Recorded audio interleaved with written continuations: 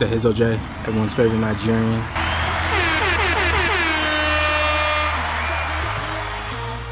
It's that real life shit, nigga.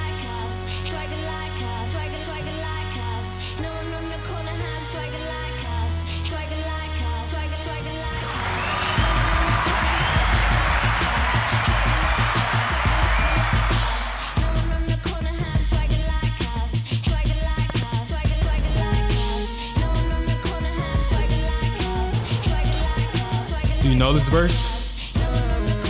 You know this verse? Is it Kanye West verse? Yeah. Mr. West is in the building. Swag on 100,000 trillion. Oh, y'all know I got it first. I'm Christopher Columbus. Y'all just the pilgrims. Thanksgiving, do we even got a question? Hermes pastel, I passed the dressing. My attitude is tattooed, that mean it's permanent. So I guess we should address it. My swag is Mick Jagger. Every time I asthma attack it. Why he so manful? Why he gotta have it? Cause I slay my whole life. Now I'm a master. Nah. How I feel to wake up and be the shit And the urine, nah. Trying to get that Kobe number, one over Jordan. You're listening to The Real Life Shit. The Real Life Shit. The Real Life Shit. The Real Life Shit. Hey, it's that real life shit, nigga. Yeah. Welcome to the Real Life Shit podcast hosted by everyone's favorite Nigerian, Ehizoje, aka the Anointed One. Go ahead, follow me on Twitter and Instagram. All you gotta do is spell my name right. That's Ehizoje. Again, that's Ehizoje. And go ahead, follow the podcast too. They got their own handle. That's RLS_podcast. Again, that's RLS_podcast. And on today's episode, just like every episode, I got a very special guest. Go ahead, tell the people who you is, what you be doing, and why they should follow you.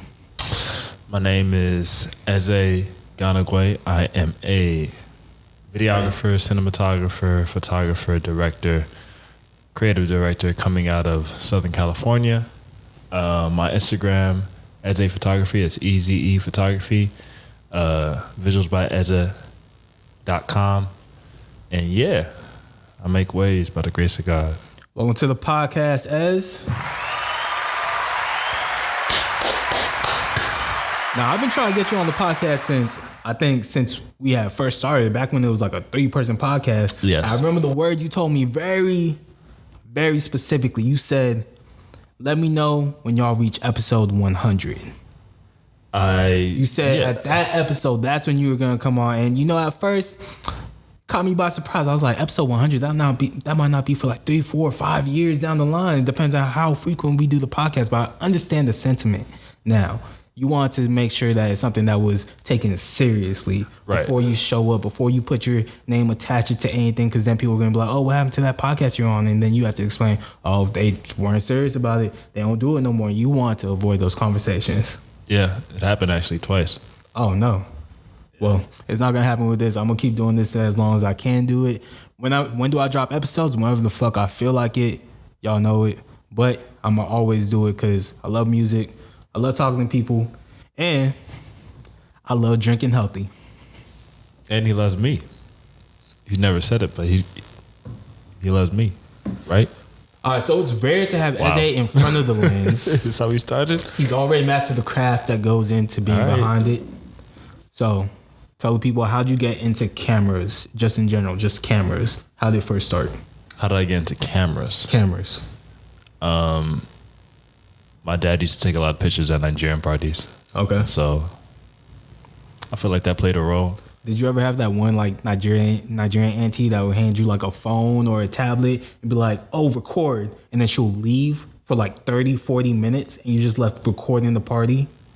That's never happened to me. That's happened to me 2 or 3 times. No, that's never happened to me. But I had a small camera that I started off with in high school. That was back when I was a rapper, and we made music videos with that camera and took a lot of pictures.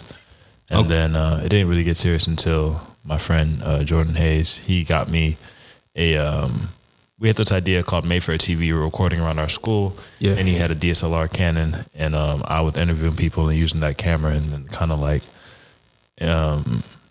led to the passion of it. Okay, is that where like the original. I know we know it now as like the back to Fullertons, the back to LA's, back to Long Beaches. Is that really where like those style vlogs started, or was that like a more interview style, like straight based? I would say yeah, a little bit. I sent him an old video from about 12 years ago, about 2 weeks ago. Okay. And he's actually in Spain. He FaceTimed me, and he was just like, "Oh, like wow, that's so old." And I was just like, I told him at that Can you point, post the video right here? probably a snippet of it. All right, cool. But yeah, at that point, that was kind of like what started like the whole me like walking around with the camera and just kind of capturing the moment and asking questions. But the whole back and Fullerton, it really started with Deborah, Sydney, and them like Had a party. it wasn't even a party. It was just by the gastronome. That was the first, when I think about it.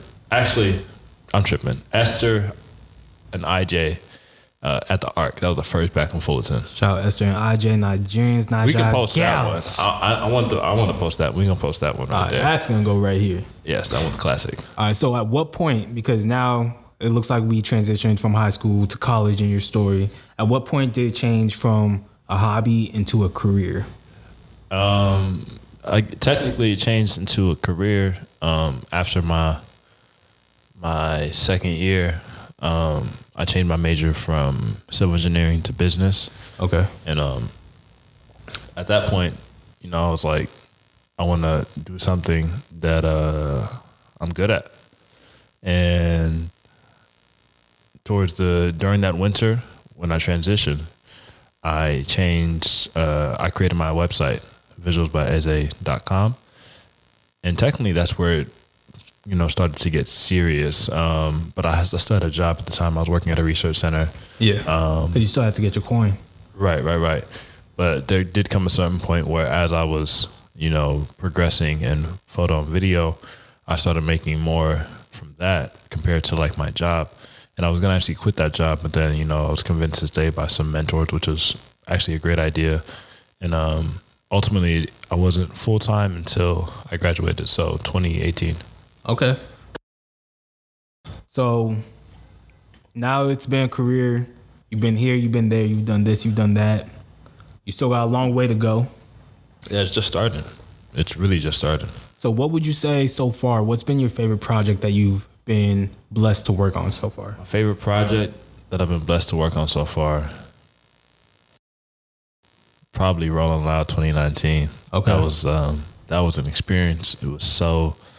Were you doing like behind the scenes work? Were you working with a specific artist? So Vicky, I don't know her full name, but Vicky had reached out to me and she needed a videographer to help because she was part of a blog called Earmelt.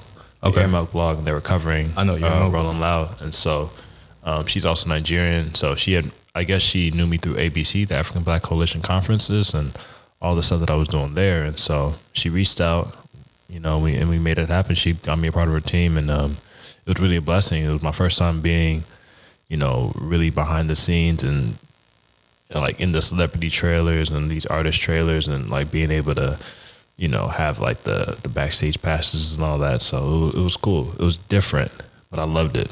Okay. Now, I know you mentioned, obviously, we're mid-20s, so you have a long way to go. It's just starting. Mm-hmm. What would be like your dream position? Let's say someone walked in today, an angel investor was all like, hey, here's a check. You could put whatever amount you want. All you got to do is write the title of what your job would be. Would it be photographer, videographer, creator? Would it be producer? Would it be director? CEO. CEO of what? My own company, my own photo and video company. Okay. And like how wide ranging would you want that? Would you want that focused on like a single, like would you just be doing weddings? Would you just be doing music videos, grad photos, things of that nature? Everything. And I feel like, my Instagram kind of encapsulates that. Like of course my focus and core has been like more like weddings and grad and, things like that and events. But I feel like if God blesses you with the talent and you can use it and be abundant with it, why not? So I would say everything. I want people from all different areas that can capture any type of genre, you know. Okay, I feel that. Now, are you working on anything currently that you'd like to promote? Anything specific? That I would like to promote. Dang, I'm working on a bunch of weddings right now. Weddings? Yeah, I'm working on a bunch of weddings, and outside of that, most of the stuff I can't speak on until it comes out. So, but All right. I would say I'm editing like 3 weddings right now. There you go. Check out visuals by Eze.com if you want to see a glimpse of his work for yourself. Other than that, we are going to be posting shit as we talk, over here. So, I got rapid fire for you. Rapid fire. Are you better at photography or videography? It's a balance, actually. It's 50-50. If you could only do one for the rest of your life, would you choose photography or videography? That's dang. That one's tough. That one's actually really tough. I'm gonna say both. I don't know. You gotta pick one. I mean, it's a real life shit podcast. It's that real life shit, nigga. technically, videography is just capturing a bunch of frames. It's true. You can always grab stills. Video is actually photography. You can always grab stills from the video. If I say photography, it actually means photo and video. So I'm gonna say photography because it actually is both. All right, this guy think he's smart. If you could use only that's one what it brand means. for the rest of your Canon. Yes. All right, favorite camera you use right now. I want this specific camera. Favorite camera that I use right now. And why? 5D, Canon 5D Mark IV. The reason why, it's a powerhouse. The camera is relentless for photo and video. It can be used for anything.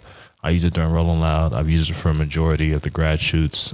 Besides that, with the 5D Mark III, well over 150 shoots with that camera. I would say that would be the camera. Who's your favorite person you've ever worked with? Favorite person that I've ever worked with?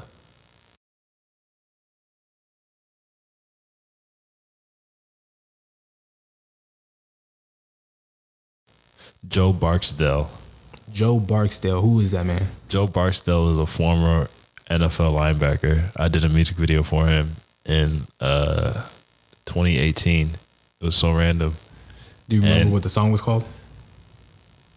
It was called I think it was called it was like Joanne or Roxanne. It was something like that. I had to look it up, but it's on YouTube.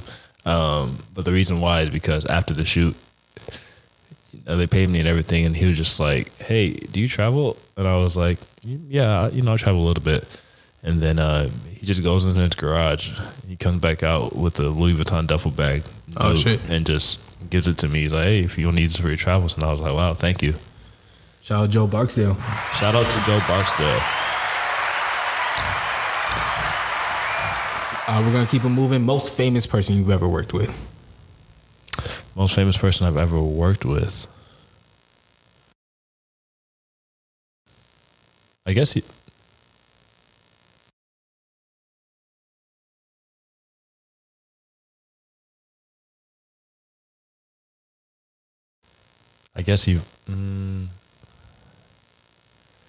that's kind of tough. What do you mean by worked with? Like you were a part of the process in any way, shape, or form. If it's just being a part of the like process, you were in the room with I was them. in the room. I'll say Kendrick Lamar. Mr. Mo Route. Who's one person you haven't worked with yet but want to work with? That I want to work with? That's a good question. I know I do this, man. That's a good question. I would say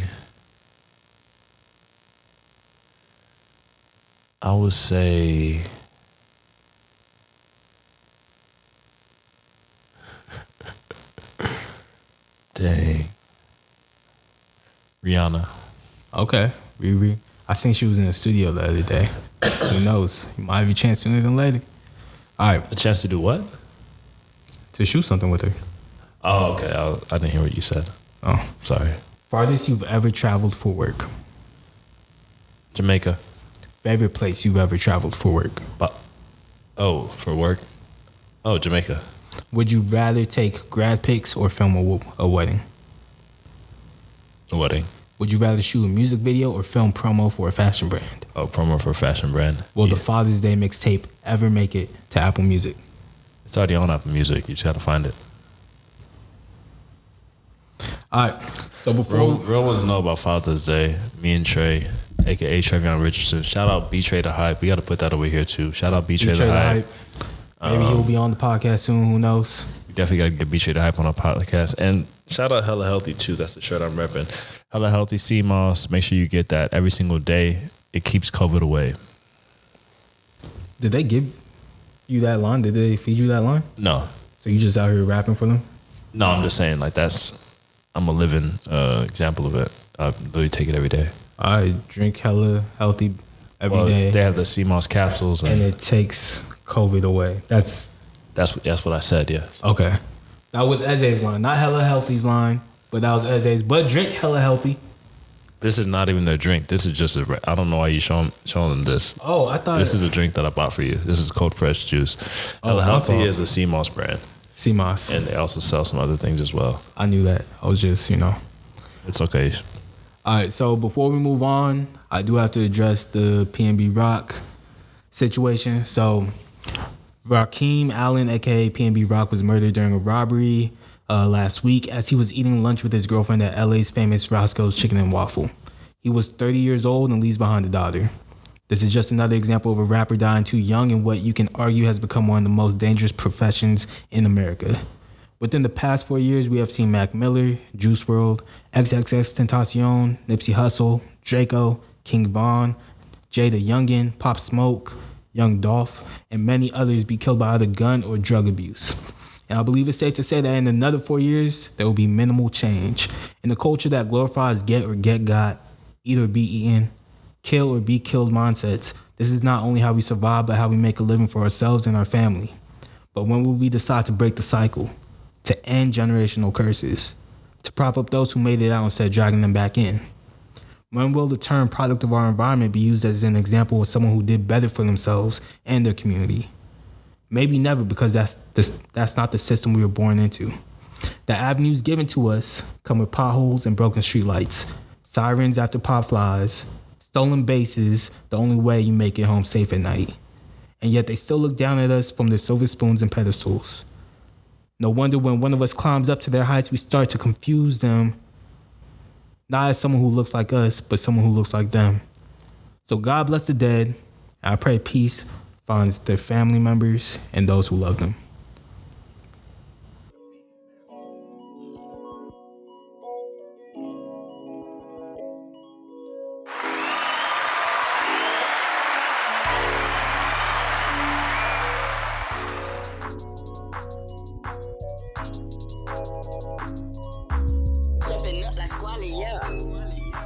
I got some issues, I know that I can't lie. Cause I got a bitch, but I fuck hoes on the side. I got some issues, I know that I can't hide. Cause I tell my bitch that I love her, but I lie. I got some issues, I know that I can't lie. Cause I got a bitch, but I fuck hoes on the side. I got some issues, I know that I can't hide. Cause I tell my bitch that I love her, but I lie. You say that you rolling, hoping that I notice. I know that it's sad how a nigga do. And you entertain me, always, baby. Get you in my bed, you leave so confused.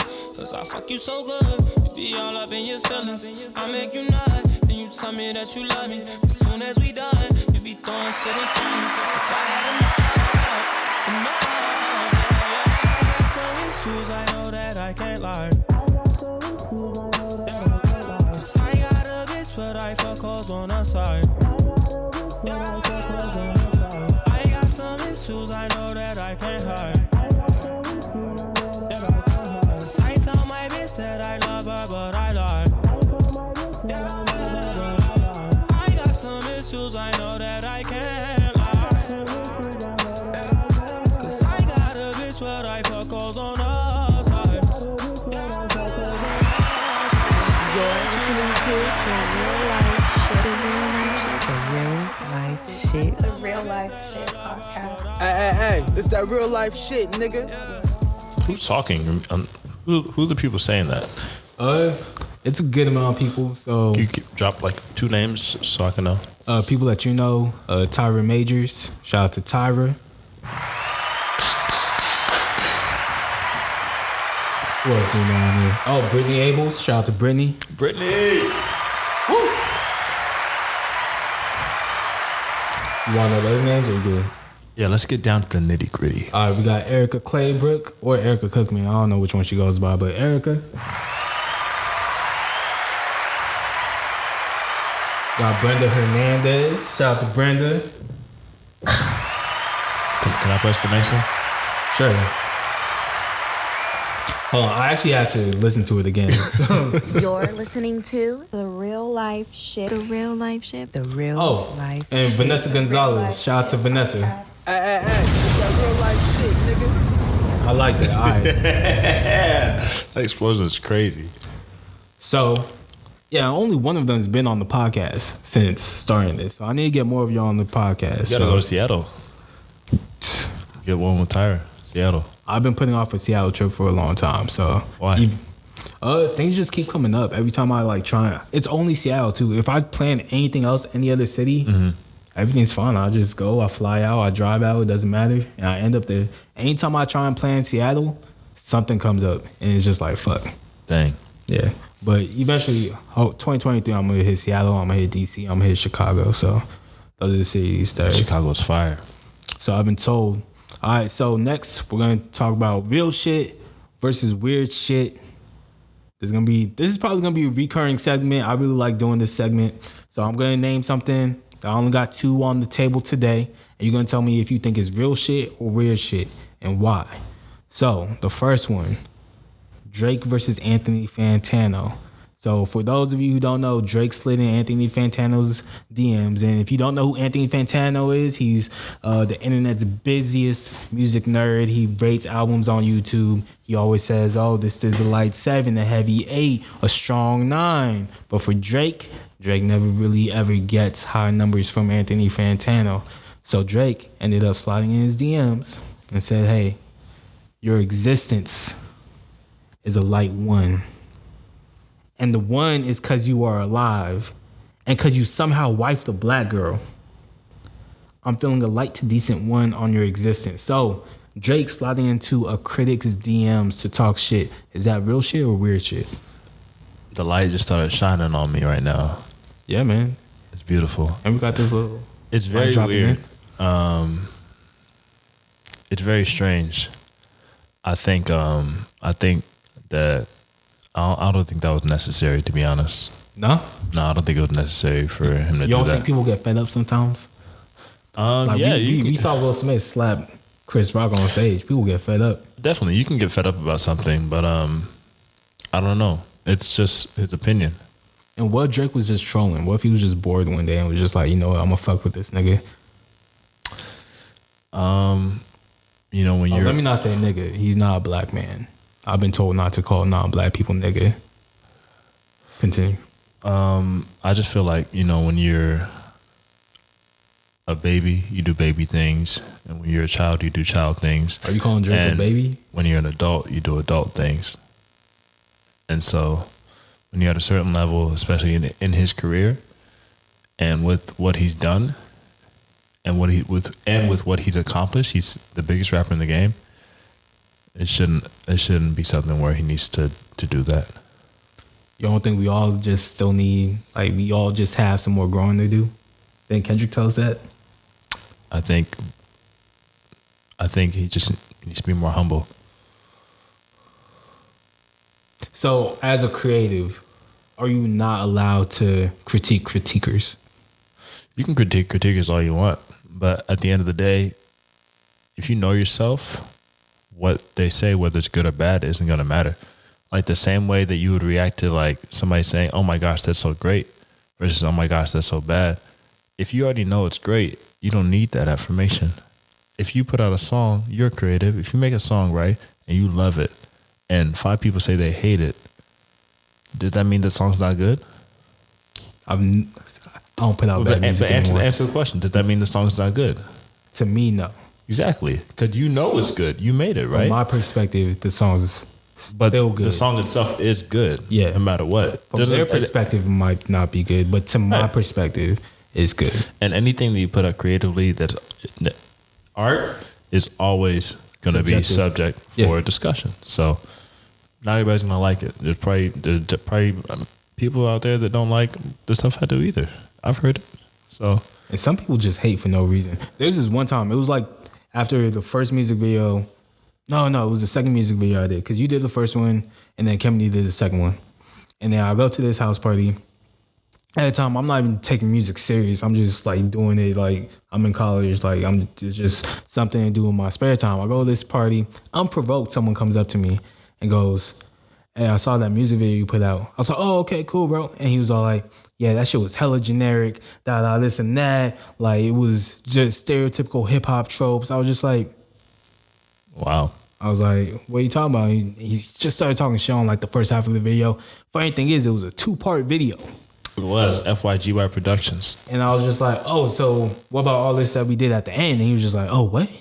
Oh, I didn't even see that. Oh, what?" And it's just like, all right, bro. If you're gonna, here's my thing. If you're gonna critique something, at least be thorough about it. That's why on this podcast, when we talk about music or if we talk about certain subjects, I try and tell people like what we're gonna talk about beforehand, just so that they could do their own research. Now, we didn't really have to do that today, but there's gonna be times where I'm all like, "Hey, go watch this interview or go watch this episode." I know I was gonna be like, I want to talk about the Atlanta therapy episode.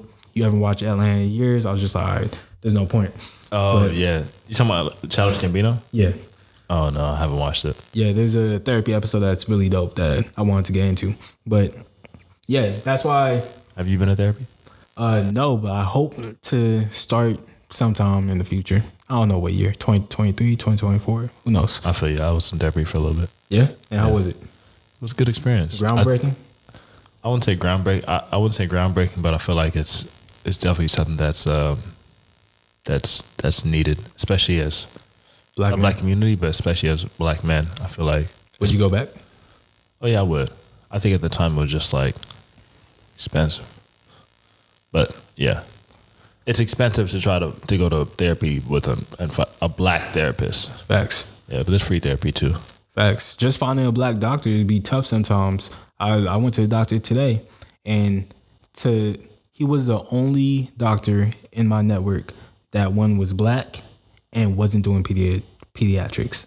Wow. Is what it is. Where they at?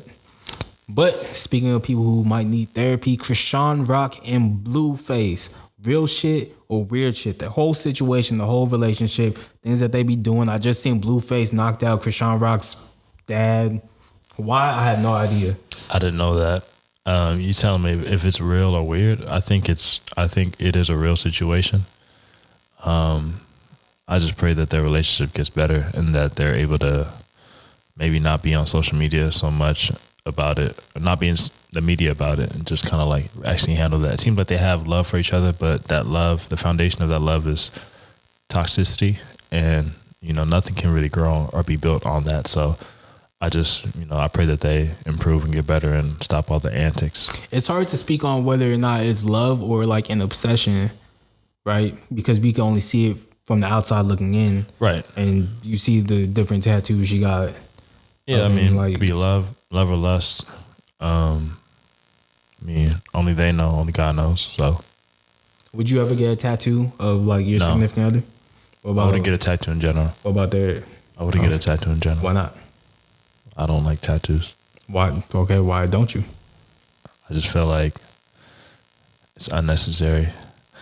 But, like I'm not hating on people who have tattoos. Do whatever you want personally. But I'm saying for me, I like my body just clean. Okay. So there's nothing permanent you would get. Piercings? You got piercings? No piercings, no tattoos. Nipple piercings? Not for you? Is that what you want? No, I'm asking you. No, I'm good. Okay. But you looked at me when you said it. Yeah, because I'm talking to you. That's true. Yeah. You guys told me I don't be looking at people when I talk to them, so I'm trying to. But that's the first time really looking me in my eyes when you said that one. I'm trying to be better. I like that. I'm trying to learn. When people tell you that you're doing wrong or you making them, feel a certain type of way, you do better. People told me, hey, why don't you look at people when you talk to them? I'm looking at you guys now. What's up? Who's the baby girl that you were speaking to, and I like that? I cannot put her name on this podcast. But speaking of putting the woman in your life in songs and music, Texas native Tobe Nwigwe has spent the last 2 years going viral for his stunning visuals on social media. Nothing short of art. Tobe has found the best way to spread his sound is visually. In the age of fast fashion, quick trends, 24-hour stories, short attention spans, and TikTok, he's found a way to make a long-lasting impression. But how does his sound come across on its own without visual accompaniment? Before we talk about it, let's dive into it a little bit. Yes, sir. I keep a chopper for the opposition, but I don't know. I keep on telling folk I'm about whatever, dog on my mama, I'm prepared to die. I'm only for my baby mama and my babies. He get busy if you step out the line. If I take the line and you touch any one of mine, bullets come out your spine. Other than that, I keep it peaceful. I won't leave you in pieces if I got the peace. I'm just trying to push a piece of the profit towards my partners, poorly police in the streets. That's pushing B, keep it G. I see more clips than push a T. Believe if you put a couple grams from the end of my dogs out the trenches, they'll show you how to push some keys. No, Alicia, I don't need a feature. It's that real life shit, nigga. All right. So we got Tobe Nwigwe, Moments. What'd you think about when you first listened to it? I think the album is great. Okay. I think that it's jam-packed with features, which is great. And I think it's great for Tobe, especially in the position that he's in right now when it comes to his music and like just the music game. I would say that I preferred Tobe just by himself on the songs. Like, I wish there were just more songs of just him, because he could rap and he had a very powerful voice. And sometimes some of the features on here weren't that great, in my opinion. That was one of my biggest takeaways from the project. One of the things that took away from the music in total was, especially, I don't want to be disrespectful towards his wife. There are some songs where it's extremely powerful. Her coming in, coming in with the same delivery as him and whatnot. And then there's other times where it's like, okay, this is kind of coming off as, I don't want to say corny, but come off more like a gimmick, because you could tell that he wrote the verse, but he wrote it from how he would rap it and from his perspective, just from her point of view, I guess you could say, but it was really his truths coming out in them bars. You could hear it. And a lot of times, if you're ghostwriting for someone, you need to do it from their perspective. It has to be something that they would say, something that they live, you feel me? And it just sounded like the female version of him, which I'm not really trying to hear as a feature, because it just sounds like you featuring you. Yeah, I feel like, to speak on Fat, his wife, I would say with this album, I feel like she's greatly improved as far as her voice and how she raps compared to some of the past work. Their most popular song, in my opinion, was 5-5. When I first heard it, I thought it was great. But I didn't really like how it first started good, and then the way it was going, I didn't really like it initially. It kind of grew on me over time. I like the crib version better, but I would say that with this new album, I can see that. I feel like she's improved though, as far as how she raps and whatever's going on with if there's somebody's writing for who or whatever. But yeah, I think I don't know. Like I said, I prefer Tobe. Just more songs with just him, because I'm he's really talented. Yeah, I don't know if I was feeling the CeeLo Green track. Oh my gosh, yes, please. That was the worst feature on the album. So, do you have a favorite song on the project? I do have a favorite song. What's your favorite the first song, Around Here. It's just Tobe. Round here, if it smell funny, onions getting peeled. If it smell funny, onions getting peeled. If it smell funny, get your onion peeled. Round here, if it smell funny, get your onion peeled. Look, I was out in the field since I was little. Never been house cat. I'm from where everyone active. You come at them backwards, they be where your house at. I don't care about no hoes. Where's your spouse at? Tobe Nwigwe, who cares if it's hard? You gon' have to pronounce that. He don't be smoking at all. He don't be smoking at all. He don't be smoking at all. What'd you like about this song? I like the fact that he was spitting, the beat was crazy, and it was just him. That's what I loved about the song. The energy, it was a great way to start an album. It's always good to start an album with straight fire, and then the beat switch up too. Amazing. Yeah, my favorite song on this project. I know you say you didn't like how there's so many features. My favorite song actually happens to be a song with a lot of features. Lord Forgive Me, featuring Pharrell Williams, Earth Gang, and Fat. Okay. I think Pharrell did his thing. My second favorite that was that one was solid. That was solid. It's that real life shit, nigga. Lord forgive me, I was doing that dirt. Lord forgive me, I put a hole in his shirt. Lord forgive me, he was on the wrong turf. Lord forgive me, had the pistol in church. Lord forgive me, been cursed since birth. Lord forgive me, trying to figure my worth. Trying to do better, can't get no worse. What I done wrong, I done right. It's my darkness, see your sunshine. What I done wrong, I done right. It's my darkness, see your sunshine. Before I spit a hallelujah. Yeah, I'm not gonna lie. I feel like Pharrell did his thing on that. Just like that hook right there, just sat perfectly. And I feel like every verse was just right length, where I feel like a lot of other songs verses went on a little bit too long. This one was really solid. So. How'd you feel about Damian Lillard's verse? So his verse was pretty chill. I only listened to it like 2 or 3 times, and then I watched the music video.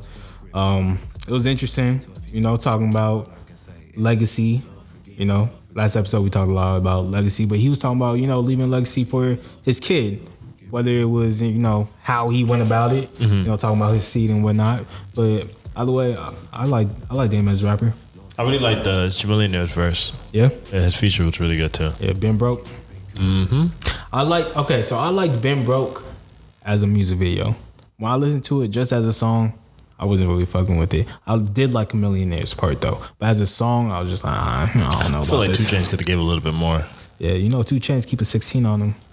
It's hit or miss whether or not 2 Chainz is gonna give you a good 16 or what the fuck was that 16. But the way Tobe I don't know if you saw the interview, but the way Tobe explained it in the interview, it was like one of those things where it's like he sent it to 2 Chainz, there was no response, and 24 hours later, like 2 Chainz just sent him a verse.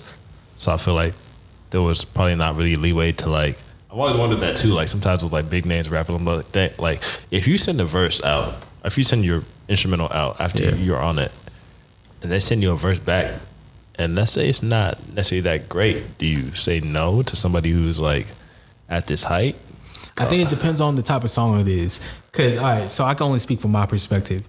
If I put out a song, right, or if I send out a song where I'm rapping heavy, like bars, like barring niggas up, and I send it to another lyrical rapper, let's say like J. Cole, and J. Cole sends me back some bullshit, guess what? I'm putting that shit out. Wanna know why? Hey, yo, I just smoked J. Cole on this song. Now, if I'm putting out like something creative, something like song-wise, and, I go ahead, I have a verse, I kind of, the beat's going crazy, but I can't really figure out the hook, right? And I send it to, let's say, Drake. And Drake sends me back some bullshit. Because it's Drake, I'm putting that shit out because the streams are going to be crazy. But let's say I sent it to Jhené Aiko. And Jhené Aiko gives me some bullshit. Singing off key or something, putting niggas to sleep. I don't know. You're not going to put it out if it's Jhené Aiko? No. Name another artist. I'll tell you if I put it out or not, if they gave me some bullshit. Lauryn Hill. That's tough. But nah. Keek the Sneak. Nah. E40. Hell no. Too Short. I'm not even a big fan of E40. You saying Too Short gave me a bullshit verse? No, bro. Give me something I could put out. Because if they make the song worse, then there's no point in putting it out. Pusha T. Because then you're just gonna become a meme. What about Pusha T? Pusha T gave me a bullshit verse. And it's like a song or like we rapping. You guys are rapping. Oh, then I'm putting it out because I just smoked Pusha T on the verse. So it's just all about the name. It's about the name and the type of song I'm putting out.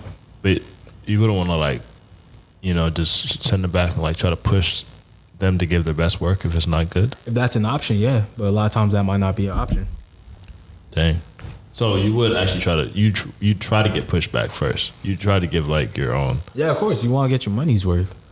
True. Right? Like if he spent $50,000 on a verse from Drake and it's like he's rapping his ABCs, you're gonna put it out and say you smoked Drake on a song? Anything Drake touches, I'm putting out. Like if I could put featuring Drake on there, I'm putting it out. Because that's automatically gonna be my most streamed song. People are gonna go to it and then they're gonna find my other music. This is an honest question. Yeah. If you, what would you say is your biggest song that you've done so far? Hoodie Season. So if you had Hoodie Season, right? Yeah. And you sent it to Drake, and you paid him too. Okay. And he sent you back a verse, and all he was doing on the verse was burping and farting. Be honest, would you put it out? Could you say anything he touches? Are you still putting it out? Oh, a song with Drake burping and farting on it will be out of here, bro.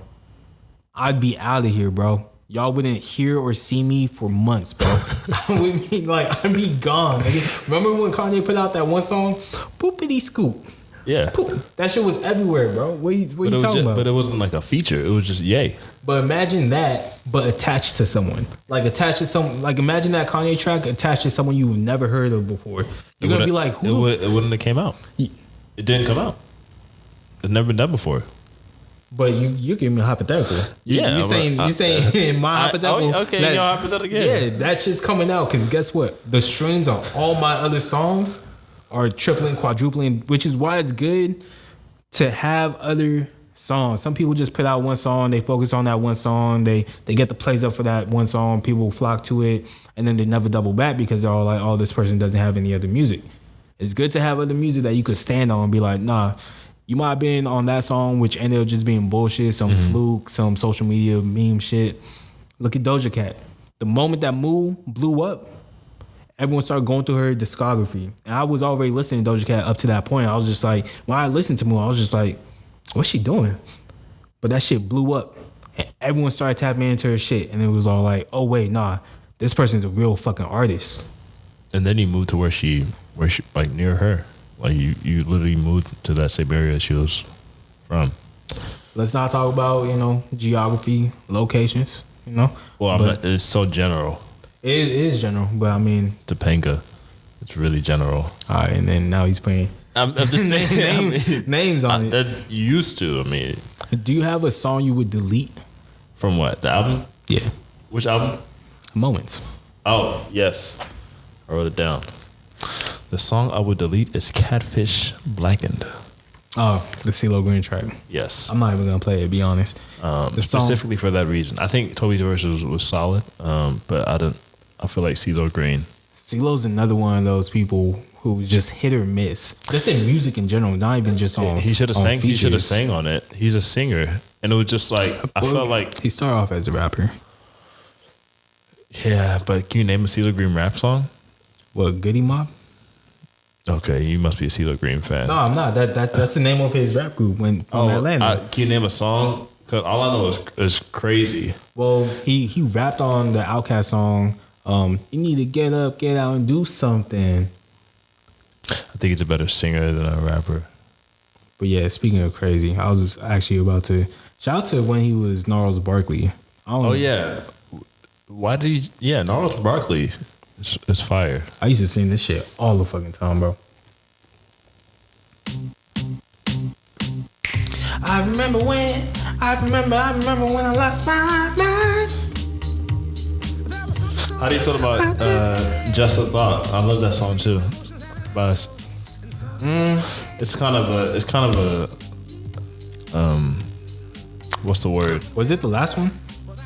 No. It's older. It's Gnarls Barkley. Yeah. Oh, Gnarls Barkley. Yeah. Okay, I thought you were talking about. Yeah. I would have to hear it. You never heard that song? Let's listen to it.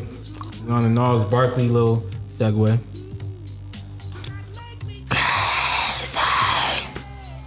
Did it come up?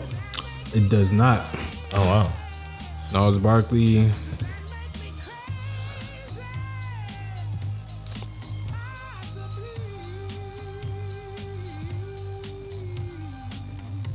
Yeah.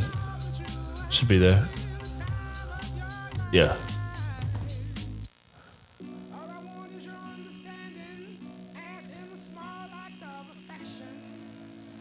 I don't know who he was working with. Hold on. I'm gonna Google this right now.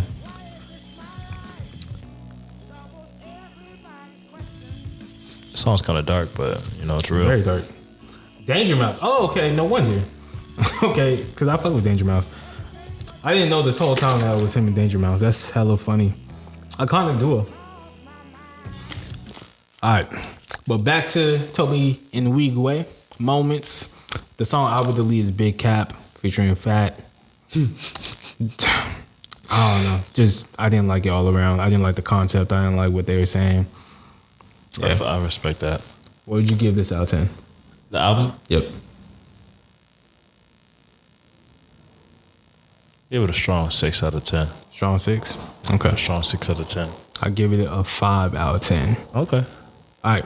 But moving on, we have Rema. Yes, sir. The 22-year-old upstart out of Benin, Nigeria, has been on a slow climb of the robust music industry that seems to be continuously pumping out great artists year after year. With the noticeable influence from Wizkid, Rema attacks his latest project, showing off his ear for sounds and melodies that his audience will gravitate to. He's come a long way in a short period of time from his first hit, Dume B, where he admittedly made up words for the catchy hook, to now collaborating with the likes of AJ Tracy, 6 Lack, and Chris Brown. He's shown he's more than able to hold his own and keep the attention of listeners over a full-length project. But before we go any further...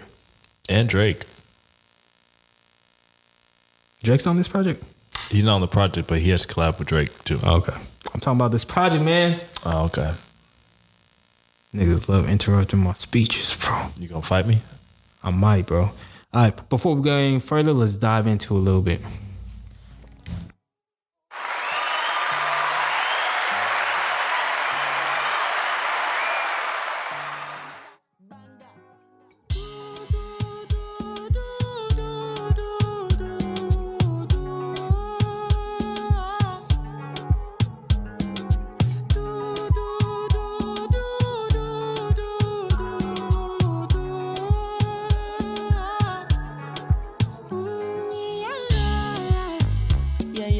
Sexy love what she need from a bad boy like me. Yeah, yeah. Sexy kiss is the thing that she ain't for my lips. Yeah, yeah. My sex herself is the only air that she breathes. And when I look into her eyes, I know that she can never get enough of me. Your body high me like lean. When we do it, skin to skin. And as the rush they increase, I feel the drip in your V. Shorty say she feeling so, she grab my neck and she whisper please. Shorty It's that real life shit, nigga. to my knees. What'd you think when you first heard this project? When I first heard this project, I thought, amazing vibes. Just vibes. All right, so this project did give a lot of vibes. I first listened to it like I was cleaning my backyard. I was like, this is that shit. Like, honestly, you could play, this is one of those projects that you could play whether you outside, whether you inside, whether you're in a car driving. If you just want to have like a good state of mind, this is the project to put on. If you with your girl, put this project on. Maybe not if you with the homies, but if you by yourself. I play with the homies. Depends what song. Like, All this the song, songs. I probably wouldn't let it play all the way through with the homies, but yeah. And you playing it right now all the way through with your It's for the homie. podcast. I'm with a whole But I'm bunch of saying people. you're with your homie right now. I'm with a whole and bunch of people. But you're playing this, yeah, and your homies. Your homies are watching this too. There's more women that watch this than men. Whether it's women or men that watch it. Why you trying to make it weird? I'm not making it weird. I'm just saying. You said you wouldn't play it with your homies. I'm your homie. You're playing it. And now it's whispering in my ear. I don't really get what you're throwing at me. What's your favorite song on the project? Runaway. Easy. Runaway is a very beautiful love song by Rema. It's really funny you chose this. You'll find out why.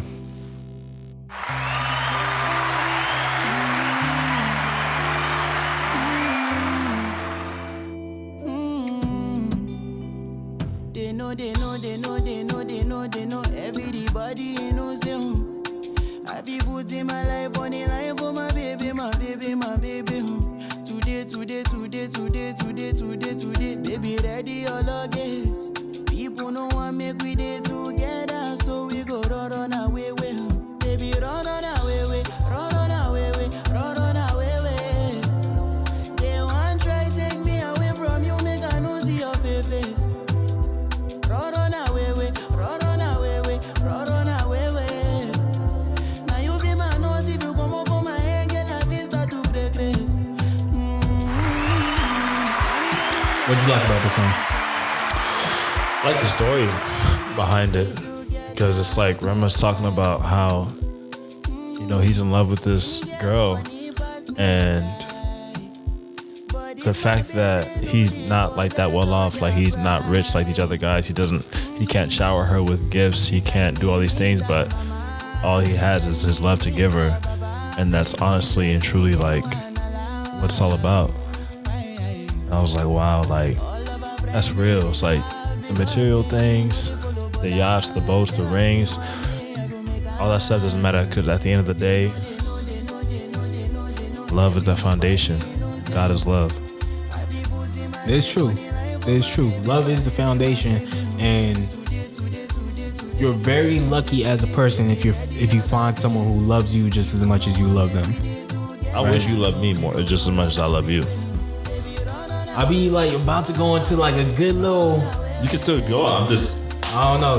You threw me off, man. You threw me off. I don't remember what you said, bro. What do you mean? But yeah, you actually made me change my mind about this song. I actually bumped my rating up just now too. Well, we'll get to it. So my favorite song was Fresh Young Nigga featuring AJ Tracy. This shit was a fucking vibe.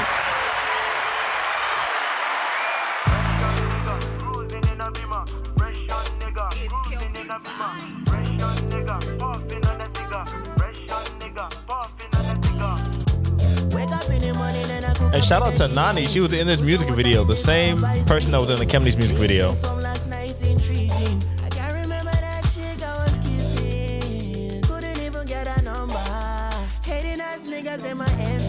When I deal with that baby in the VIP lounge. It's a young boy, fresh beast life. 703 star life. Me and my niggas with a chop life. Top notch models on my bedside.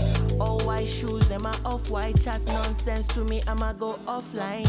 Miami Beach chilling with the baddest bitch. Fucker in the west and I fly to the south side. Yeah, this is one of those songs I would play around the homies. Like this, I'll put this shit on. You were at the pool party I had, even though you were one of the main collaborators of the pool party. I don't know what happened, but I don't know what happened with your love for me. But I would play this song in situations like that, barbecuing, chilling with. I played this song all while we were in Costa Rica. Yeah, this is the song. This was the vibe. I put so many people on this song. Yeah, this shit hard. I haven't used it for the Costa Rica recap video. I don't know if you saw it. I'll drop it tonight. Okay. I was gonna say I don't think you posted the Costa Rica recap video, but have hype for it. Yes, sir. Do you have a song you would delete from the project? This was the hardest one to figure out. Yeah, I'm actually regretting my choice right now. Was your choice? I'm gonna stick to it. Was your choice Runaway? I'm not gonna tell you my choice till it's time, bro. Okay. Am I able to like just pick between two, or do I have to actually pick one? You can mention a second one if you want. It was between Addicted or Dirty. Okay. And I'm gonna just say Addicted. I'll take that off. Okay. Why Addicted? It's the only song out of all the songs that kind of like it's way different from the vibe that's going on.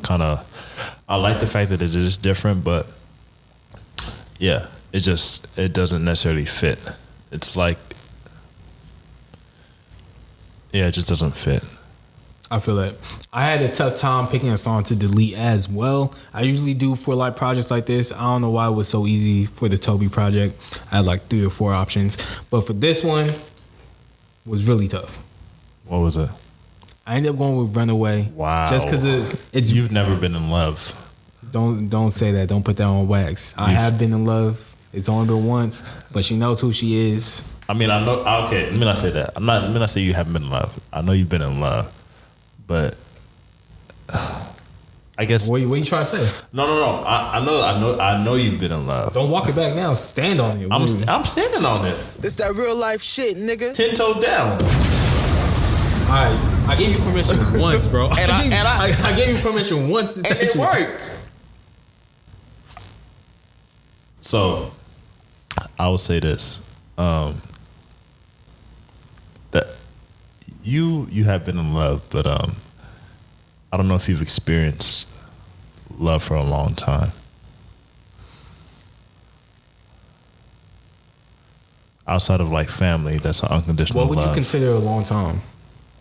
More than 3 years. And can you put a time frame over on the feelings that you have for a certain person? Of course not. Then why does it matter how long you felt it for?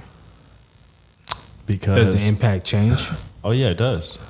Because love isn't always about the positives. Yeah, it's about the negatives too. Right. But over time, let me finish. Over time, you have a lot more positives than negatives versus in a shorter span of time. Somebody who loves for 1 week is different from somebody who loves for 20 years. I know people who were in relationships for like 2-3 years, in love with that person. They fall out, whatever. They end up meeting someone else, and if you let them tell it, they'll say the love that they have for that new person is even deeper than the love that they had for the one that they were in a long-term relationship for. So I don't really think it really matters like how long you're in love for. It matters like the quality of the love. I think it also matters what the definition of love is. Because what's your definition of love? Man, you're the third person to ask me about the definition of love. I'm gonna slide that Imani video right here.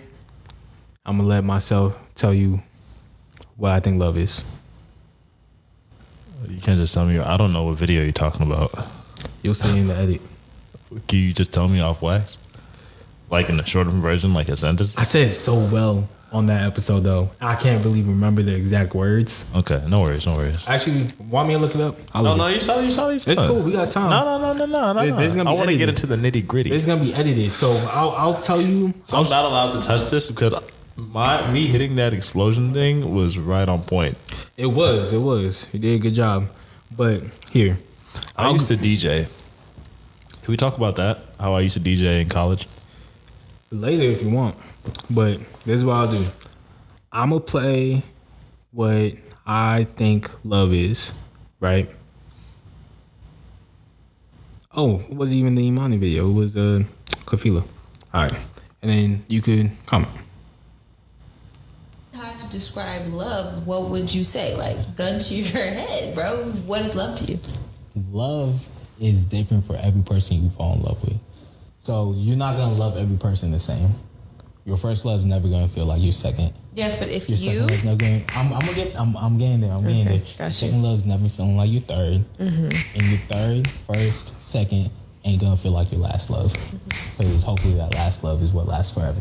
Mm-hmm. Right? This that real life shit, nigga. The only thing I know is when I get excited to see names pop up on my phone. Mm-hmm. You feel me? When I look forward to seeing people in person. Mm-hmm. I have love for that person. That doesn't mean I'm in love, but I have love for that person. Mm-hmm.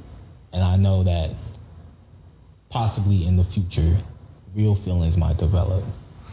Look, we in here. I'm confused. It's that real life shit, nigga. First of all, you hyping yourself up with all these extra sounds. You didn't even answer the question. I don't know why. Let me finish. I don't know why you used that as an example. You did not even answer the question. You literally skidded around it. Said your first love is not like your second love. Your third love is not like your first love.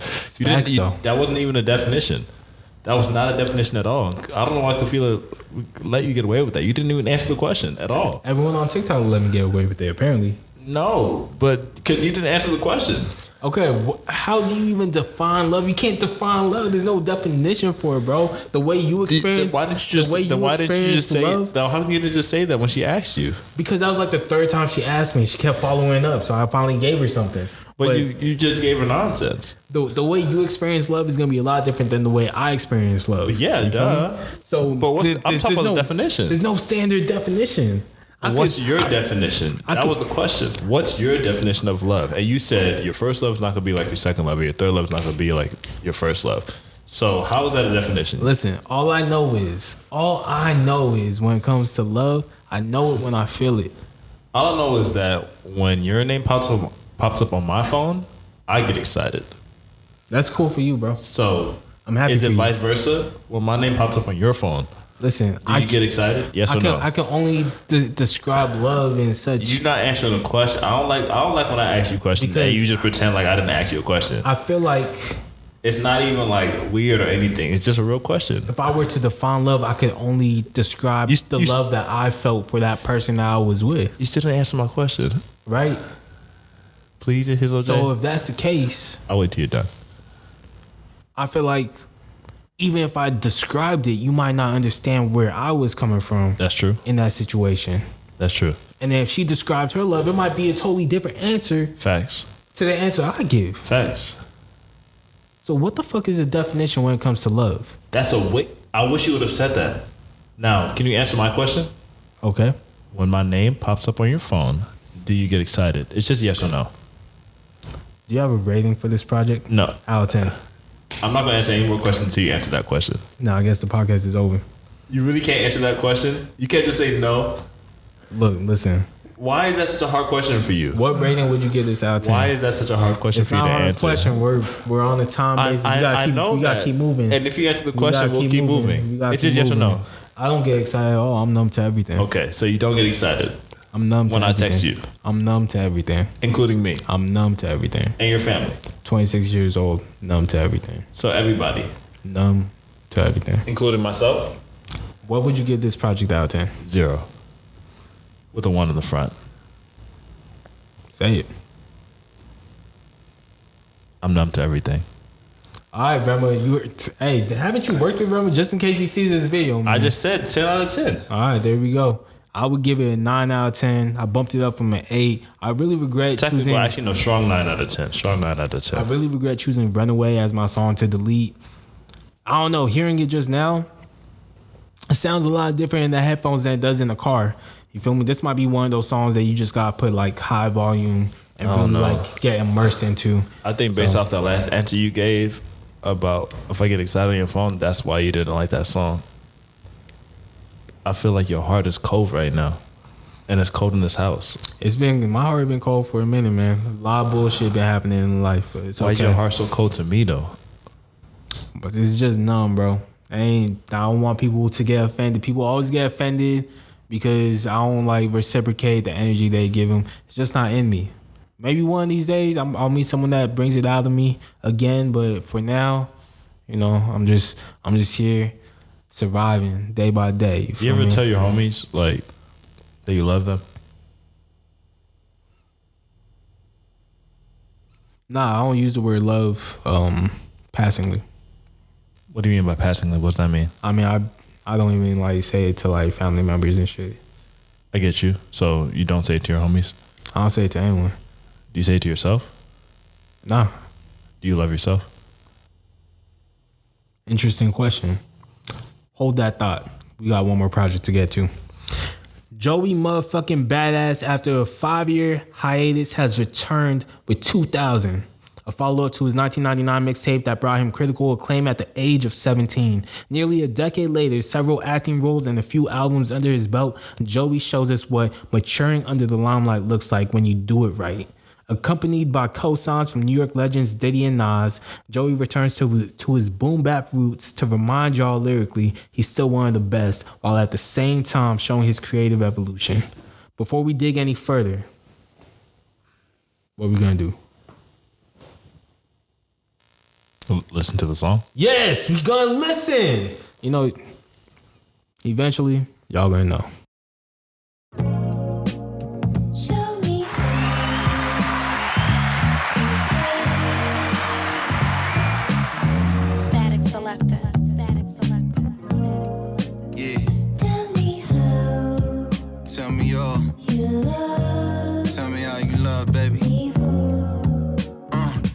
Can't spell us without trust.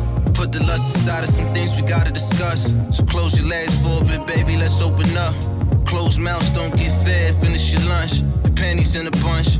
Tell me where you been at these last couple months. You say you want me back, so baby, don't front.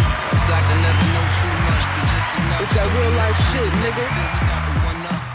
What did you think when you first heard the project? Definitely gave those 2000 vibes.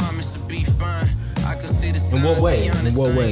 The beat style, the beat composition. It was just so nice. It started off that way. I don't think it ended that way, but it started off with those 2000 vibes. It was cool. Yeah, I was really excited this project. I was a little nervous going into it, you know, especially with him calling it 2000, you know, 1999. At least for me personally, had such a big impact because he's our age, right? So when he dropped 1999, we're seniors in high school, right? So I'm here. And at the time, I was like, I would rap for fun. I would freestyle with our homies. I'd write some like writtens and shit. It wasn't until I became a senior in college that I really started like taking music a little bit more serious. So I'm here at 17 listening to this dude, same age as me, putting out a classic project, right? And so obviously that sticks with you. And now a decade later, he returns and he's like, yo, this is the follow-up. And I was just like, damn, I really hope this shit doesn't disappoint. And it didn't. And that's the hardest thing to do as an artist, to go in with such high expectations and be able to live up to those expectations. And I truly believe this is one of the best rap projects of the year. I'll put that up with like the Westside Boogie project, the Kendrick project, anything you would say like rap project, I'll put that up with it. So he's a big influence on you, huh? I wouldn't say he's a big influence on me, but definitely one of my favorite like music projects of all time is definitely 1999. And I listened to it. Camille was listening to it. She was like, "Oh, EJ must really like this. It sounds like your stuff." Yeah. I mean, I just like, you know, smooth shit. I like smooth shit, you know. So that's fast. Do you have a favorite song on the project? I do. My favorite song is Cruise Control.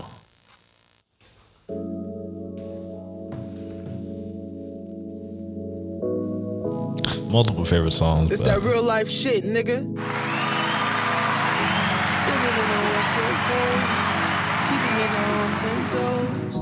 Where I'm heading, only Lord knows, and I'm dropping my top down on cruise control.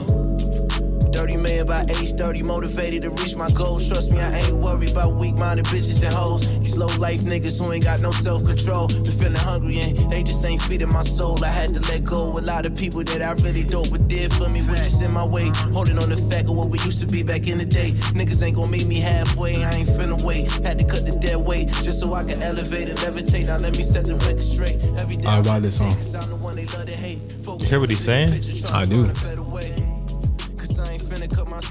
Enough. I mean, that it speaks for itself. The lyrics. It resonates. Just the first bars he was saying. I wish it resonates with you. You got the song right there. Can you on the lyric part real quick? Yeah. Oh dang! Because if you scroll up, it's gonna change the song, huh? Yeah. I'll just pull up over there. I'll stop at home, man. All right, so he said 30 million by age 30, motivated to reach my goals. Trust me, I ain't worried about weak-minded bitches and hoes. These low-life niggas who ain't got no self-control. Stop me when it's a spot that you want me to. Been feeling hungry and they just ain't feeding my soul. I know. There's a specific part. Can I read it? Yeah. So when he says I had to cut the dead weight just so I can elevate and levitate. Now let me set the record straight. Every day I meditate because I'm the one they love to hate. Focus on the bigger picture, trying to find a better way. I feel like that verse in itself, especially right now in this period in time of my life, resonates heavy. Especially the had to cut the dead weight. I've realized that you know, not everybody can make it, you know, when it comes to just elevating with you and pushing you and going to that next level. It's just a part of the process, and people, you know, people are there for certain times, and you grow and you learn, you know, with different people. So I feel like that's a big life lesson that I feel like when you're in your 20s, you definitely learn, because it's just like you might have certain people that stay with you and there's some people that don't. That's why a lot of times once people elevate, that circle is pretty small because not everybody can elevate with you. Yeah, you can't take everyone with you. I'm of the mindset. See, I'm a very inclusive person. So the only people I wouldn't take with me are people that like would drag me down. You feel me? Or if you weren't there, like when I was grinding, like if you, let's say you thought I was a dead weight and you dipped off, and then I'm up, and all of a sudden you come back around, like, oh, it's like nah. What Drake said? I don't know. You wasn't with me shooting in the gym. That was one of the worst lines he ever said. It aged so badly. It was one of the most iconic lines ever. What are you talking about right now? Read the whole line and ask your followers how poorly that you wasn't with me shooting in what the did he say gym. before I'm not that? talking about the verse. I'm talking about that line. That line has lived forever, and it will He live said forever. Kobe's about to lose 150 M's. We're not talking about the verse, bro. We're talking about the line. You wasn't with me shooting in the gym. And then follows up with expletive. You wasn't with me shooting in the gym. Talking about Kobe's wife. You support that? I support the statement. You wasn't with me shooting in the gym. But you know what he's talking about. I know what you support the statement and the context. You could. So the thing about lyrics, if you don't put the context into your own life. Not you preaching. I'm being serious. I'm being serious though, because why do you relate to music? Because you hear something and it makes you think about something that you like resonate with, right?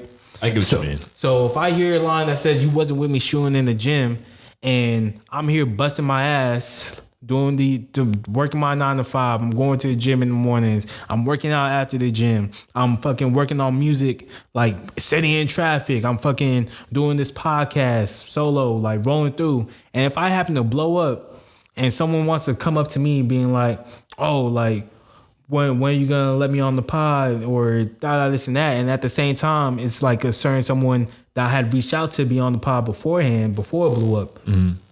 You wasn't with me shooting in the gym, right? That's facts. Like you had your opportunity. That's facts. Right? I've been with you in the gym though. We've shot in the gym. Yeah, that's facts. LA Fitness. So I use the podcast as just an example. I don't think this is ever blow up, but there have been certain times where someone kind of like would dismiss like an idea I had, or you said you said you don't think this is gonna blow up? I'm not saying I don't think it will blow up. I can't remember the exact words I just used. I'm just talking right now. But, you know, there's so many podcasts. Just like I'm at the stage of music where I'm such a good artist that I don't care if it blows up or not. I'm just going to put out quality content. I feel you. So with the podcast, consistency. With the podcast, the aim can't be to blow up, because then, you know, it becomes insincere. The things you do start being insincere. You start looking for the clout. You start looking for the quick rise. I just want to put out quality content, right? I love that. I respect that. I forgot where I was going, but y'all understand. You're a beautiful hand, man. Let me see. Nah, man. I'm not even best, bro. I'm not touching you. I just said let me see. Can I just see? You have really nice hands. DJ's homophobic. Let's just put it out. Let's just say it straight. Come on, man. Let's just say it straight. Trying to get me canceled on the internet, bro. Wait. Before we do that, you can cut that out. You're not homophobic. I know that. But like you said, we're gonna get back to my question, so I'll make sure to write it down. Wait. Let's get through. We gotta get through this project, bro. We gotta get through. We did get through it? No, we didn't. You're right. All right. So my favorite song, Brand New 911, featuring Westside Gunn. I have so many things to say about that.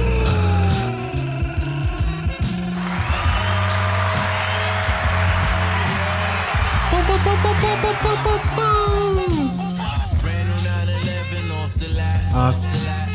It ain't even cost me a lot. Yeah. Took that bitch back to the block. Heard a nigga just got. The guard within me won't allow these niggas to protect me.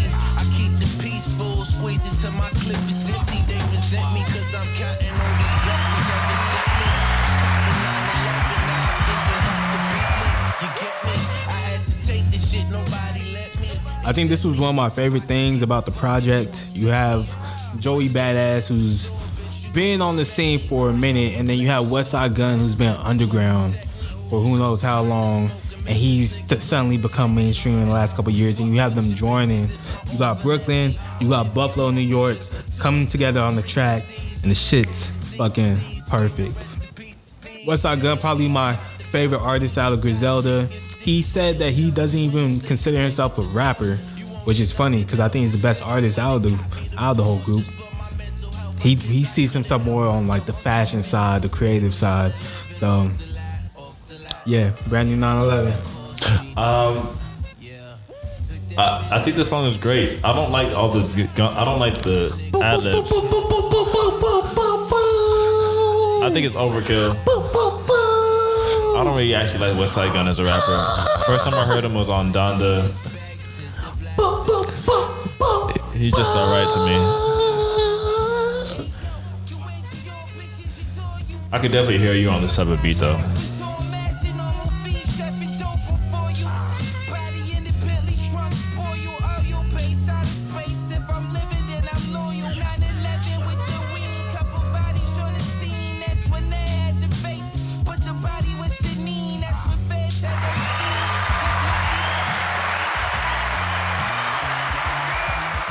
It's that real life shit, nigga. Stop block now. All right, what song would you delete? That one. Brand New 911? No, I'm joking. I'll delete Welcome Back. That's Easy. the same song I would delete too.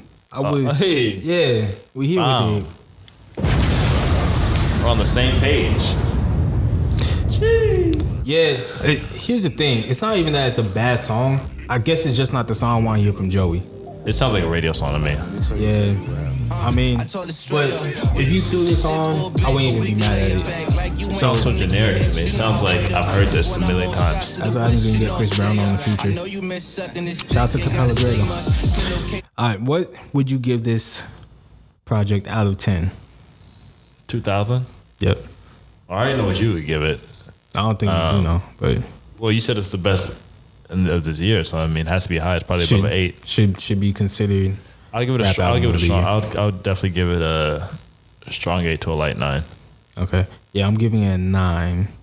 So shout out to Joey Badass. Is it that one song that doesn't make it a 10? I would play that song. That's the thing. It was between, because I didn't really like that song. I didn't really like Cruise Control. Those are the two songs that were. You didn't like the song that I loved? I didn't like the hook on Cruise Control. That seemed a little too mainstream for me. But other than that, everything all the way through here, fucking solid. Rain the Stars, I guess, low key could go too. But yeah, no, good fucking album. Good job, Joey. Good music. All right, so we talked about a lot of music. I don't even do 3 project episodes anymore, but as it was making this very difficult for me, so I had to make some. I had to make some. And this gonna get more difficult. I had to make some concessions. And it's gonna get more difficult. But because this gonna be the biggest one. Time, this gonna be the biggest episode. This gonna be the biggest episode. You say that. Akemi just said on Instagram that he was the guest of the year. And I love it. Hey, and shout out to Akemi. Shout out to Akemi. He's the biggest man, and his is gonna be a big episode too. FYGY Productions. All right. So this is the point of the episode where I let the guest ask me questions, bring up topics that you want to talk about. Just so you know, we are on a little time constraint. So I'm putting 20 minutes on the clock. Anything past 20 minutes, we got shut down. Hey Siri, set a timer for 20 minutes, please. Can I set the thing, please? Sure. Yes, sir. 20 minutes. I'm ready. If you ever wanted to ask Ehizoje the real questions, or you wanted the nitty gritty, this is now officially. It's that real life shit, nigga. This is officially back in Fullerton. Actually, no, back in Anaheim, part 5,652. Bang. I'm assuming you're going to want this footage to cut up yourself too. Of course not. Oh, okay. I'm going to just steal it from you. I mean. So first question, Ehizoje. Yeah. That is my name. I want you to look me in the eyes for this Everyone's favorite Nigerian. What's up, bro? Do you love yourself? Do I love myself? Yeah. I tolerate myself. Can you elaborate, please? I can't elaborate. Is there a reason why you can't? Yes. Can you give me some type of explanation as to why you can't or why you don't want to talk about it? No, on the podcast. On the podcast? Nope. Okay. It's cool. We got more questions. So, EJ. Yeah. Are you a demon slayer? Am I a demon slayer? What does that mean? Like are you talking about are you a demon? Like if a female would consider herself a demon, like was on demon time? Not necessarily. I don't know what demon time is, but I'm just saying, are you a demon slayer? Do I slay my own demons? I attempt to slay my own demons. And you help other people do it as well? You help you like go into houses and help people fight demons? Wait, what are you talking about? I was considering in the song on your album Fix, you said you can help people fight demons. Yes. Those are your lines. Yes. Right. Yes. So are you a demon slayer? So when I say fight demons, I feel like a lot of times we're plagued by certain things or vices or things in our life that like bring us down and you know fuck up our pH balance of neutrality. Now I'm just bullshitting words out, but I would like to say that people have entered my life and have left it better off than when they came in. How many demons have you fought? Can't even put a number on it, to be honest. I feel like every day there's a new demon like attacking me. What's your vice? What's my vice? Yeah. For sure alcohol, for sure women. I would say those two. Would you consider those ones. Would you consider those demons in your life? No, I would say those are the ones. Those my vices distract me from my demons. So, yeah. So, you got an award back in 2018. I did MVP of APAC. Shout out to APAC. No. So you said in your song Acceptance Speech that you got an award. What was the award for? Man, I haven't even thought of that song in so long. Yeah, but you said it. You said you got the award for flyest. You don't have to look it up. You don't have to look it up. You want me to quote my own lyrics? Yeah. You said you got the award for flyest. I can't even remember what I wrote yesterday. This would be a multiple choice. So A, bird. Okay. B, gangster. C, neither of those. Crocodile. Or D, Negro. Oh, probably Negro. So you got the award for flyest. Nigga. Are you the flyest? Nigga. I can be when I want to be, but a lot of times, as you guys can see, I've definitely transitioned into someone who just bums it all the time. I just like being comfortable. But you said you went from G-Shocks to Hermes. I've never seen you wear a Hermes watch. What's that about? So that was on a project called Dreamscape. And, you know, a lot of the project was me trying to speak things into fruition. You know, like you dream to escape. So when I said I went from G-Shocks to Hermes. At the same time, I've never worn a G-Shock either, but I'm trying to envision a life for myself. I'm trying to say, okay, if my life right now is G-Shocks, representative of G-Shocks, I want to get to the point where my life would be representative of Hermes. Well, it's been like 4 years, so where's the Hermes at? I feel like I've been doing pretty well for myself, actually. Where's the Hermes? Well, what is the Hermes? No, where is it? No, because what I just said is the Hermes would be representative of where I'm at in my life, right? So the metaphor. Yeah. You never actually owned a G-Shock or a Hermes watch. I just said that. You never actually owned that. No. Wow. Why'd you say that in your song? Because things are supposed to be metaphorical. I like to. Are these Negroes still holding you back? Yes, I actually just wrote another song as a callback to that. Or did you only listen to? You said that they won't. You said that they won't hold you back, but they're attempting to. So, are you held back or not? They're attempting to. Have you been held back before? Yes. So, how were you the same year in college if you were held back? I've never been held back in school. You just said you were held back, though. I was held back in life, yeah. By what? I actually started school early. How old? Well, when did you start school? When I was, I don't know. I'm a year younger than everyone else. That's all I know. So you're all through high school. 20 what? I'm 26. 26? Yeah. And you're going to be turning 27? Yes, at the end of the year. Graduated 2013 from high school. So technically you're younger than me? Yes. By like a month? Yes. I appreciate that. Mm-hmm. You appreciate me? I appreciate everyone that brings positivity to my life. I appreciate that, definitely. I have a few more rapid fire. You know how we do. Ehizoje, the biggest artist in the game. Not yet. So, hopefully soon come. Maybe after my next project. Who resuscitated you? Like, who resuscitated you? What are you talking about?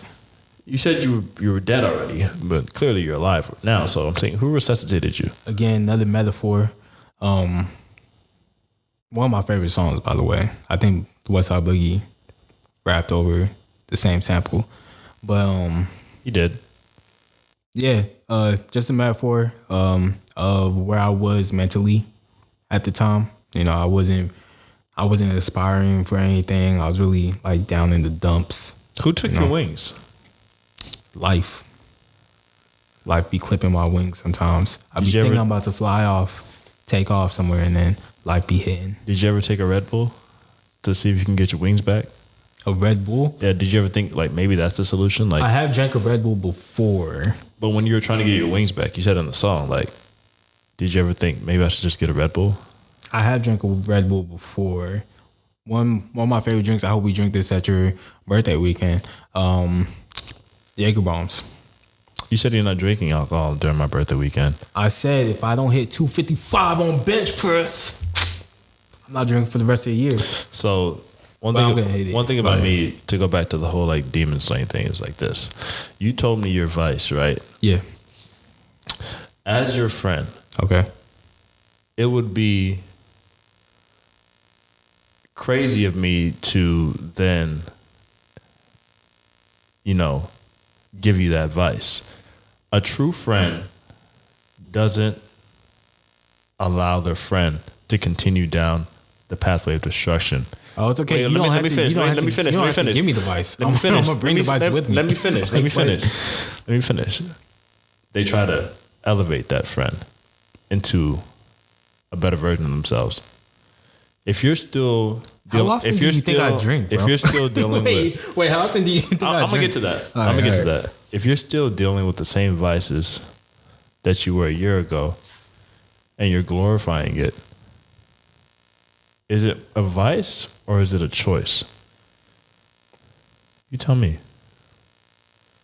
Well, I think you're confusing vice with addictions. Well, I'm asking you because you said it's your vice. What's your definition of vice then? Oh, vice can be a choice, 100%. So when it comes to that, when it comes to alcohol, that's why you have the term vice of choice. Right. So you choose to drink alcohol. Yeah, when I want. Why? Because I like drinking. But why? Do you like drinking for the taste or for how it makes you feel? Do you need to drink in public situations? I do dabble in mixed drinks. I make some really good mixed drinks. When it comes to feel, I guess it does make me a little bit more outgoing depending on where I'm at. A lot of times people, when I'm sober, I'll be having a great time, but it doesn't look like I'm having a great time. People be like, oh, what's wrong? They never got asked that when I'm drinking. So there's that. So you feel like it makes you more like lively? A little bit. I'm a very laid back person. Very nonchalant. Would you be able to not drink for the rest of the year? Oh yeah. I've gone, there's 3 more months in the year. I've gone longer than that. 3 months? Yeah. Could you do a whole year? Probably, yeah. Birthday? Yeah. I respect that. Yeah. Will I? Fuck no. This that real life shit, nigga. I feel like that defeated the whole purpose of our conversation. If you're just gonna dismiss it like that, I was having a serious conversation with you. I'm having a serious conversation too. You turned it into a joke and started hitting the buttons. I did hit the buttons. I feel like that's kind of disrespectful. I'm really trying to help you. Wait, what are you talking about? Try help me. I'm really trying. It's not an intervention. I'm just trying to help you. Well, I feel like alcohol is not an issue for me. I didn't say it was an issue for you. What are you trying to help me with? If you saw me driving on the wrong side of the road, would you let me keep driving? I'm so confused right now. Would you let me keep driving if you saw me driving on the opposite end of the road? I'll be like, yo, you about to die. You're not answering the question, EJ. I need you to answer the question. I did. Would you let me keep driving? Yes or no?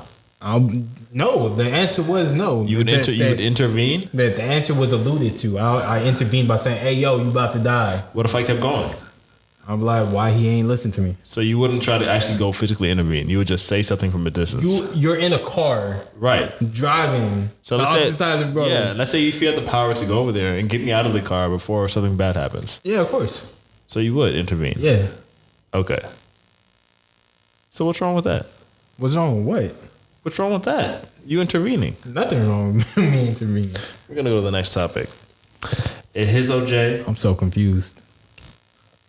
What's your favorite food? How come you ain't asked me any questions from like recent music? Why'd you ask questions from like 4 years ago? Because I feel like it matters and it's actually really relevant to today. My favorite food, I got a top 5. So my favorite foods, we got sushi, no specific order. Sushi, Mexican food, burgers, pizza, and then the 5th, jollof rice and plantain. If you never had jollof rice and plantain, do something with your life because you fucking up. Who's your, out of all the feature verses that you've had, who's been your favorite feature verse on all of your projects? I don't have a specific person. I've like everyone. Give me your top 3. Everyone that hops on. So I won't say people. I'll say verses, right? I want to know people. I'm gonna say verses because there's specific verses where I'm just like, yo, like nigga went crazy. You don't know any off the top of your head? I do know them off the top of my head. It must not have been that crazy. I do know them off the top of my head, but I won't play them. So let's see. Can you tell me? Yeah. So the first one, shout out to Q. It's his birthday today, September 19th. You went crazy on this one. So now y'all gotta deal with listening to features because it's that good.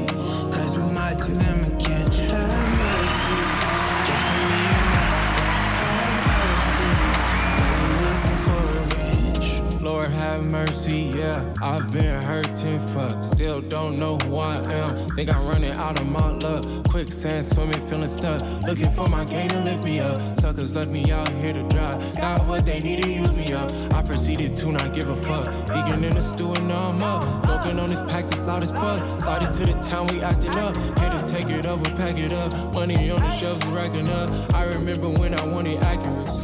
Maybe my dreams wasn't fast enough. Before we get into that, because I don't want to go through all the features. I know I'm on limited time, so I want to make sure I have enough time for my questions. You sure? You said I had limited time earlier. Yeah. You don't know how many questions I have. I don't know if I have limited time or if I have a lot of abundance of time. I just really love that verse. That's my favorite feature. Fire. That's my favorite feature verse of all time. So Quentin. Shout out to Q. Shout out to OC Mac. Hey, no, formerly known as OC Mac Indigo Baby. He revamped everything. Yes. If you are gonna do one more, I'll definitely play what's it called? Don't worry about you. Now I can't find it. Oh, Can't Complain. Yes. Busting the UE and sending her faith. Hard not to win with the games I play. Try and stack racks up inside of my safe. Take that money to the grave, nigga. I hang with grooms and grave, yeah. 50 bitches wanna take a picture with a pretty nigga who got 8 figures. How you feel I trade for Bradley Beal and let your mama buy you a casket? Me and your hoe in Calabasas. And she wanna pay my taxes. And then one more, L Cross. Then choosy. Shout out to the homie L. Good on me. Then the new on me. Nothing to prove, I just made moves and she acting choosy. He looking good on me. Love it when he put it on me, I must confess. She looking good on me. The way we be stepping on this, get my shit wet. Alright. You wrote that verse, didn't you? I did write that verse. But she performed it Let me really not well. say that. But she performed it really well. So, Ehizoje. God-fearing, pain-knowing. Yes. So when you say God-fearing, pain-knowing 2, I just decided yesterday, coming out next year. So when you say God-fearing, where do you stand right now? Like, what's your relationship with God like? Well, you should always fear God. First off, it's in the Bible. Second off, my standing with God is pretty good. Talk with him pretty often. Explain it. Like, what's your relationship with God like? I'm not saying like what your standing is. I don't know what your standing is with God. Okay, my relationship with God's pretty good. Talk to him pretty often. You want to elaborate? How? In what way? Just like what's like? Do you practice? Do you pray often? Like, what's your do you have a routine? Yeah, I talk to him. Like what I'm saying, like, what's that like? Or is this something that you don't want to talk about? I mean, we can. I thought I answered the question, but yeah, I talked to him. It was very kind of. I didn't really get much out of it. My fault. Well, and then you were like, "Well, do you pray often?" I mean, praying and talking, synonymous with each other. That's a little different. Well, you call it praying, I call it talking. Conversations. Same difference. Yeah, exactly. Semantics. But I don't know what semantics means. It's like when two things are essentially the same, just different words. But yeah. Like cat and mouse? No. Like me saying, oh, this is pronounced potato. And you said, oh, no, that's pronounced potato. Semantics, bro. So praying and talking are the same thing to you? Yeah. So if you went and you were doing a class project in front of your class, would you be praying to them? No. You'd be talking to them? Mm-hmm. So how are they the same? So are you saying that... I feel like you confused yourself. No, I'm not. I'm not confusing myself. Are you saying that the way you describe one situation has to be the same way it's described no matter what situation you're in? I didn't say any of those things. Well, that's what you're alluding to. I didn't allude to anything. I said exactly what I said. You just didn't answer it. No, I did answer. I said I'm talking to them. What's your favorite Bible verse? Proverbs 27:3. You tell what is that? Sand is heavy and stone is weighty, but a fool's wrath outweighs them both. Say it again? Sorry. Sand is heavy. See, now you got me like second guessing. It's okay. You can look at it. Stone is heavy You can look and at sand it. is weighty, but a fool's wrath outweighs them both. Something along those lines. What does that mean to you? It means that, when you like let anger control you, that's when, it essentially means to always be in control. Never let anger dictate your emotions or your actions, because that's when you lose yourself. Do you feel like you let anger dictate your emotions and your actions? We all have. No, I'm talking about you. I know, and I answered your question by also saying you diverted it to everybody else. I know. EJ, we're here. We're here right now. I know. I feel like you're letting it dictate it right now. No. You got. I'm trying to talk to you. I don't care about nobody else. This is a podcast, bro. I have to. Come on. But the people ain't you. Nah. Stick with me. We wouldn't know about you. No, that's not how podcasts work. You said I can answer. Actually, I can ask you questions, right? Yeah, but you gotta be cool with my answers, bro. Like you didn't answer it. I did.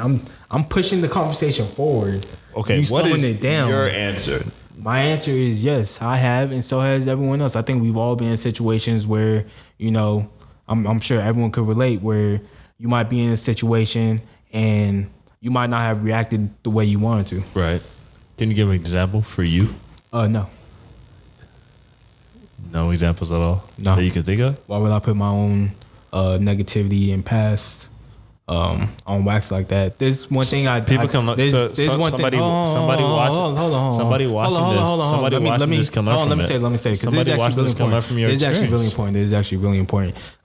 There's something I actually tell myself pretty often. Is to not let other people, hold your past mistakes to you, because we all grow.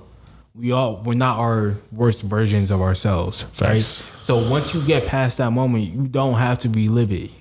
There might be people in your life that try and make you rehash things and things of that nature. Once you find that positivity and that peace, it's very important that you stick to that positivity and peace and not fall back into any negative space that you might have already escaped from. Do you feel like I was trying to rehash something that was negative in your life? No, but I felt like that was the perfect moment to put that on wax.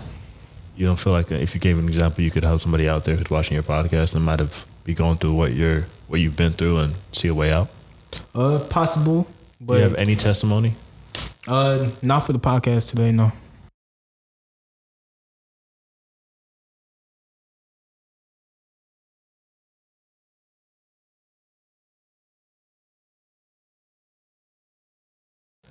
I just feel like, you know, you have a lot of stories and you've been through a lot, and I feel like it would be good for you. Oh. It would be good if you could at least share like one thing to like one of your viewers. I feel like there's like this box around you, and it's like you're not gonna let people in no matter what. But I mean, if you don't, I get it. I do have a lot of stories, but they got naturally come up. I'm not just gonna like dig through my head and be like, "Oh, that's a good one." Oh, that's a good one. I'm not telling you. I'm not telling you to dig. I'm 26 years old. I've been through a lot. I know. I said that's why I asked very specific questions. I mean, your question was, has there ever been a moment where you let your anger like dictate you? Yeah, I used to be a very angry individual. I could be hella situations. So right, that's what I'm saying. You have an abundance of situations that you could have chose from. Yeah, I'm not trying to dig through and choose one. But so you do feel like I was trying to rehash. But if I'm ever in conversation with someone and they bring up like an actual like specific example and that I could relate to, then yeah, that's usually when I like share stories. Can I bring up a specific example that you experienced? Sure. Are you sure? Sure. Yeah. That'll be okay. Yeah. Sure. What you got? I feel like right now, I'm actually not mad right now. I'm not saying you're mad. I'm also not letting my emotions dictate. I feel like in a way you kind of are, because you asked me an abundance of questions and I answered all your questions and I gave examples, and I feel like I was pretty thorough. And all the questions I've asked you, it's been very like two like words or two sentences. And I just wanted more, and I understand you're not going to give me more, and I can't expect that from you right now. And there's nothing wrong with that. I asked you questions about your art and your creative processes, right? And the things I would have loved you to ask me questions about, like what I'm currently, you know, working on musically and shit like that. That's all that matters. So this is the point of the podcast where we play Pass the Ox. So all I need you to do. What? I don't know why you laughing. I'm laughing because of the song. Okay. Yeah, I listened to it. I was interesting.